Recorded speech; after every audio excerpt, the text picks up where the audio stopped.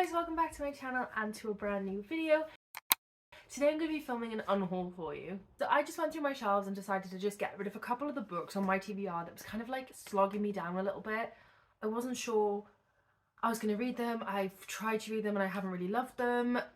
A whole load of things, and I just thought I'll show them to you today.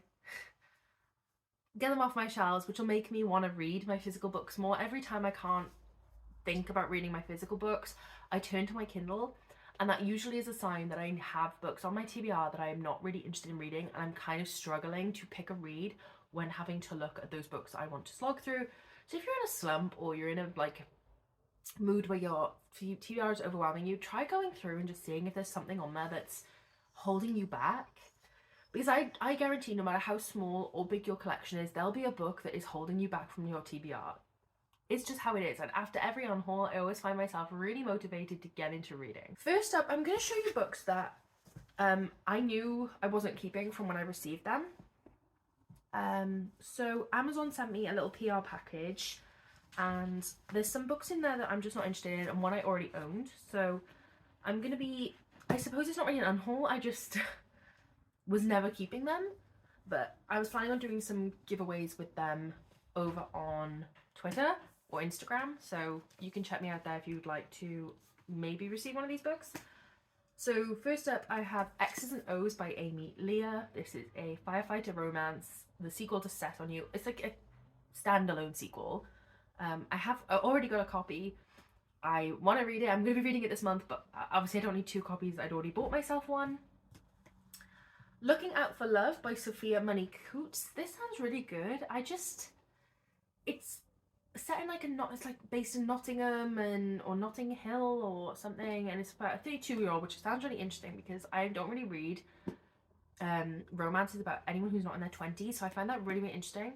But I don't know, just reading the synopsis, I just don't think this is going to be more than a 3-star for me, and I'm just trying this year to make sure I'm picking up books that I have really high hopes for, are great vibes and all those kind of things, and I just don't think this is one that's going to blow me away. So I thought, why read it, ruin the copy? I'm going to do a giveaway with it, and hopefully one of you guys will much more enjoy it than me. And then I'm going to show these two together because they're kind of in the same vein. We have two romance self-help books, which I feel like is a very, well, it's something that a certain person is going to want. I don't want, even if I had never had any sort of love in my life, I personally just do not love self-help books at all. I don't like them. The ones I have read have done more damage than good. So I personally am not going to enjoy this. However, this is on every best book list at the moment. It's doing the rounds. It's obviously helping some people to be so high up on the list. This is in a very similar vein. I haven't even told you the titles. We have Closer to Love by Vex King and 8 Rules of Love by Jay Shetty. Yeah, somebody is loving these books. It's just not going to be me. So I'm going to be getting rid of those. But again, I'll be giving them away because they're brand new. And yeah, thank you to Amazon for sending them to me, but someone else can have them instead. Then we have some books that I purchased that I've realised I've now touched. They're brand new, so I'm probably going to do a little giveaway with these as well, like a little romance bundle. I've just come to the realisation they're not for me. The first one is Good Girl Complex by Elle Kennedy. I've had this a little while. I like the deal a lot. I really enjoyed the deal, but it wasn't my favourite book. The writing style kind of is what let it down for me personally. I have not heard one good thing about this book. Not one. Never have I heard a good word. So I don't really see why I'd put myself through it. The only reason I've been trying to convince myself is because there's a beach, and I really like beach romances. And I know Elle Kennedy, you know, she writes like not fade to black, so I was kind of hopeful, but I just don't think I'm going to read this. In the same vein, we have Adult Assembly Required by Abby Waxman. I literally just bought this in a large bundle of books that I was like, oh yeah, I really fancy reading some more romances. I picked them up. This one just doesn't appeal to me personally. I think this is one that, yeah, it sounds okay, and I would leave on my TBR shelves for another year and just never pick up because there's books I would prioritise over it. So it doesn't mean it doesn't sound good. It's just having to know myself and my reading taste, what the priorities would be, and this isn't it. And then the other one is Maybe Someday by Colleen Hoover. Again, I haven't tried to read it, and I do love Colleen Hoover, but Jade has just informed me that this is YA.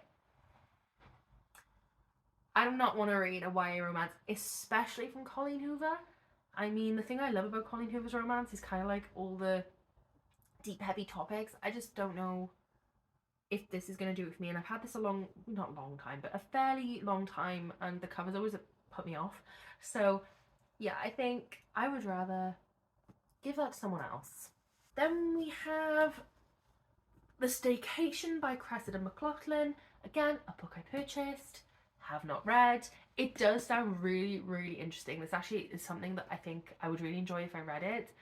But it's been on my TBR too long and I haven't read it. I have let it sit there and I've let it stew and I have not picked it up once. I've not tried to. I don't even look at it when I'm choosing a book. So I think that's sign enough that this has got to go. For me personally, it's just not going to happen today or any day, anytime soon. Then we have one I'm quite sad about, and that is Pretty Girls by Karen Slaughter. And I know Lauren's going to be really sad about this too. I tried to read this recently. I was really excited about picking it up. I picked it up. I was really excited and I was reading it. And for me, it came across very crime. And I don't like crime. I know it's not crime. Bear with me as I speak.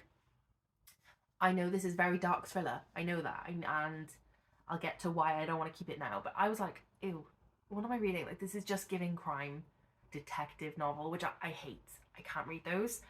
So I was like, I'm going on Goodreads and I'm having a little browse of what people have said. And then I came across some of the content in this story. I don't think I can handle it. I think some of the triggers in here are a little too much for me, a little bit too... You know, I can handle a lot, but I don't think I'm going to like this. I think it's going to be one of those ones that I really struggle to get through and it's going to really upset me.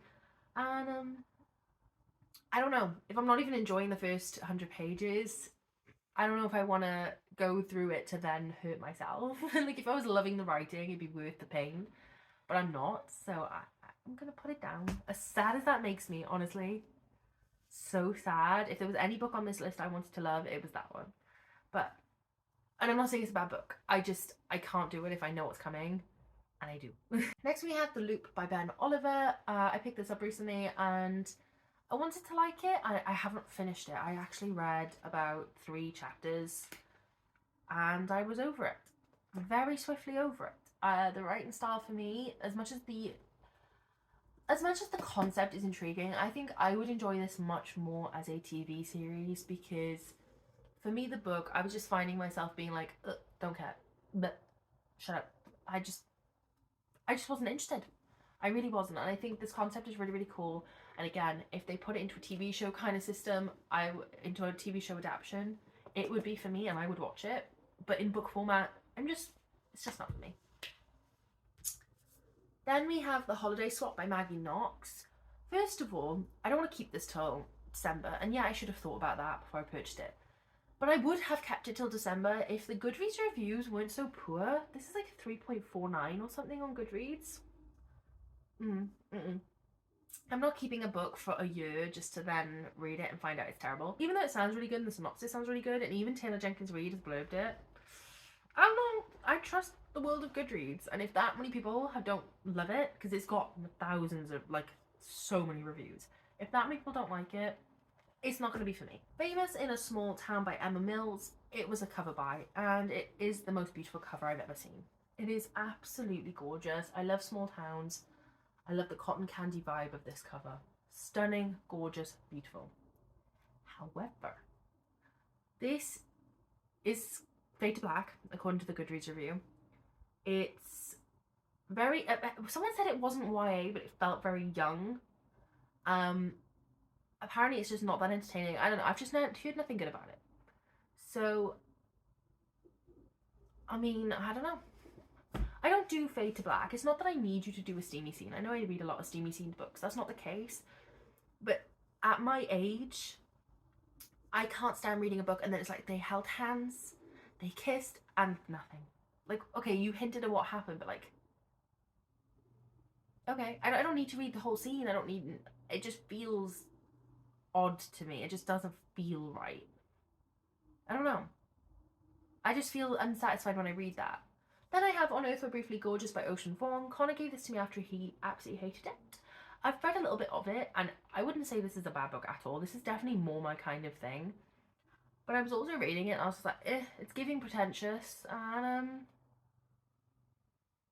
I don't know, there's just a lot better things back here. I say pretentious, not the contents. I didn't even get that far to know what the contents are. The writing was giving pretentious. I read like 4 pages. I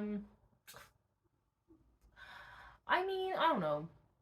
If Connor hated it, as much as I have a different taste to Connor, I just kind of thought,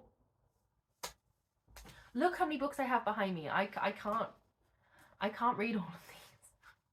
I need to get rid of some. And then here, finally, we have Bernard and the Cloth Monkey by Judith Bryan. I purchased this, and then I was informed of some things about it, and I was just kind of like, oh, okay. And I can't even remember what those things are now, but somebody said something, and I just didn't want to read it at that point. I was like, okay, fair enough. I'll let it go. So that is what I'm doing. I don't know much else about it. If somebody wants to look into it, they can. I just felt best to just get it off my shelves. So those are all the books I'm getting rid of today. Thank you so much for watching this video. I hope you enjoyed seeing a little bit of insight. I know it was just a really quick one, and I've actually usually don't film these hauls. I have loads of books I just get rid of all the time, but I thought as I got rid of quite a bunch of them together, I would show you guys, and I hope you enjoyed seeing these books. And yeah, I shall see you in the next video. Thank you for watching. Bye.